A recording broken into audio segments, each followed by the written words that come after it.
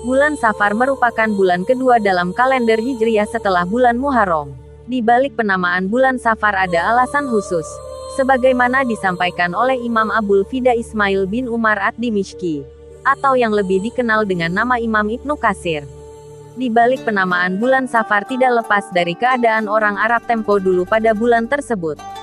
Safar yang memiliki arti sepi atau sunyi, sesuai keadaan masyarakat Arab yang selalu sepi pada bulan Safar.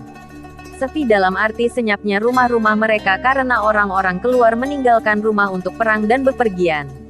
Imam Ibnu Katsir menjelaskan dalam kitab Tafsir Ibnu Katsir terbitan 1999 di juz 4 halaman 146. Beliau menyatakan, Safar dinamakan dengan nama tersebut karena sepinya rumah-rumah mereka dari mereka ketika mereka keluar untuk perang dan bepergian. Ibnu Manzur menyampaikan alasan yang lebih banyak. Menurutnya, ada beberapa alasan mendasar di balik penamaan bulan Safar. Di antaranya, 1. Sebagaimana penjelasan Ibnu Katsir. 2. Orang Arab memiliki kebiasaan memanen semua tanaman yang mereka tanam, dan mengosongkan tanah-tanah mereka dari tanaman pada bulan Safar. Dan 3.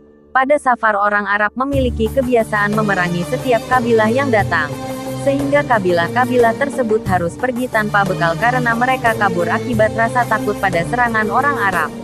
Hal ini dijelaskan dalam kitab karya Muhammad Al-Ansori, Kitab Lisanul Arab terbitan 2000 juz 4 di halaman 460. Mitos kesialan di bulan Safar sebagaimana banyak diketahui. Banyak orang beranggapan dan bahkan ada yang meyakini pada bulan Safar akan terjadi musibah yang luar biasa dan akan terjadi cobaan melebihi bulan-bulan lainnya. Dalam hal ini Ibnu Rajab Al-Hanbali mengatakan, bulan Safar dan bulan lainnya tidak memiliki perbedaan sama sekali. Menurutnya sebagaimana dalam bulan lain, dalam bulan Safar dapat terjadi keburukan dan kebaikan. Dengan kata lain, tidak boleh menganggap bulan Safar diyakini sebagai bulan yang dipenuhi dengan kejelekan dan musibah. Beliau menegaskan sebagai berikut, adapun mengkhususkan kesialan dengan suatu zaman tertentu bukan zaman yang lain, seperti mengkhususkan bulan Safar atau bulan lainnya, maka hal ini tidak benar. Ibnu Rajab tidak membenarkan keyakinan seperti itu sebab semua bulan, zaman, dan tahun merupakan makhluk Allah, yang di dalamnya bisa saja terjadi suatu kesialan, bencana, dan musibah. Maka sangat tidak logis jika musibah hanya dikhususkan pada bulan Safar dan meniadakannya pada bulan-bulan lainnya. Lebih tegas Ibnu Rajab menyatakan, barometer dari baik dan tidaknya suatu zaman tidak dilihat dari kejadian-kejadian yang terjadi di dalamnya. Menurutnya, semua zaman yang di dalamnya semua seorang mukmin menyibukkan diri dengan kebaikan, maka zaman tersebut adalah zaman yang diberkahi. Demikian pula sebaliknya, Ibnu Rajab berkata dalam kitab Latoiful Ma'arif, cetakan 2004 halaman 81. Beliau menyampaikan, setiap zaman yang orang mukmin menyibukkannya dengan ketaatan kepada Allah, maka merupakan zaman yang diberkahi. Dan setiap zaman orang mukmin menyibukkannya dengan bermaksiat kepada Allah, maka merupakan zaman kesialan atau tidak diberkahi. Dari penjelasan tadi dapat disimpulkan, penyebab suatu zaman tidak diberkahi oleh Allah adalah dikarenakan banyaknya kemaksiatan yang dilakukan manusia. Begitu juga penyebab suatu zaman bisa diberkahi apabila di dalamnya orang sibuk dengan melakukan ketaatan dan kebaikan.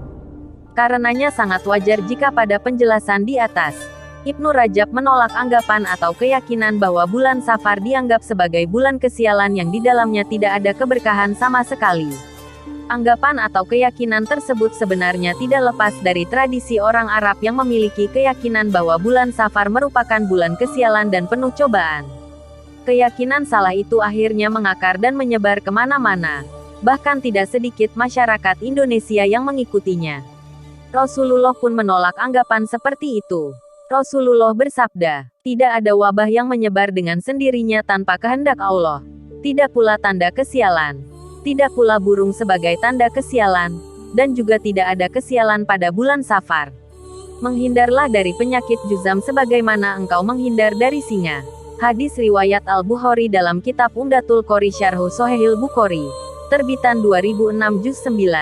Halaman 409. Syekh Abu Bakar Syata Ad-Dimyati mengatakan dalam bukunya Hasiyah I'anatut Tholibin terbitan 2003 juz 3 halaman 382 sebagai berikut. Hadis tersebut ditujukan untuk menolak keyakinan dan anggapan orang-orang jahiliyah yang mempercayai setiap sesuatu dapat memberikan pengaruh dengan sendirinya, baik keburukan maupun kebaikan. Selain itu juga menolak setiap penisbatan suatu kejadian kepada selain Allah.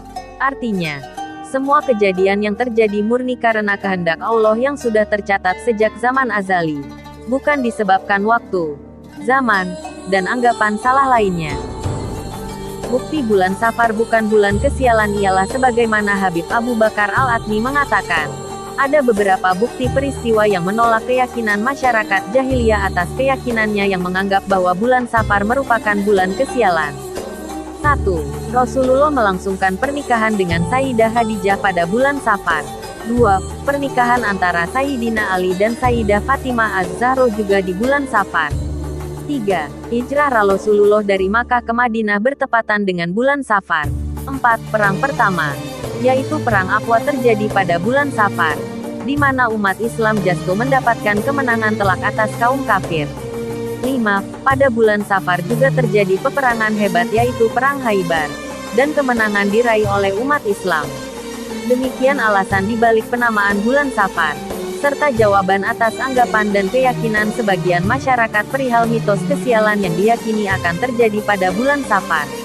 Anggapan demikian tidak layak dijadikan pedoman oleh orang beriman. Sebab, dengan meyakininya akan berpotensi mengesampingkan Allah dengan segala otoritasnya, yang bisa saja memberikan pengaruh kepada siapapun, atas persangkaannya kepada Allah.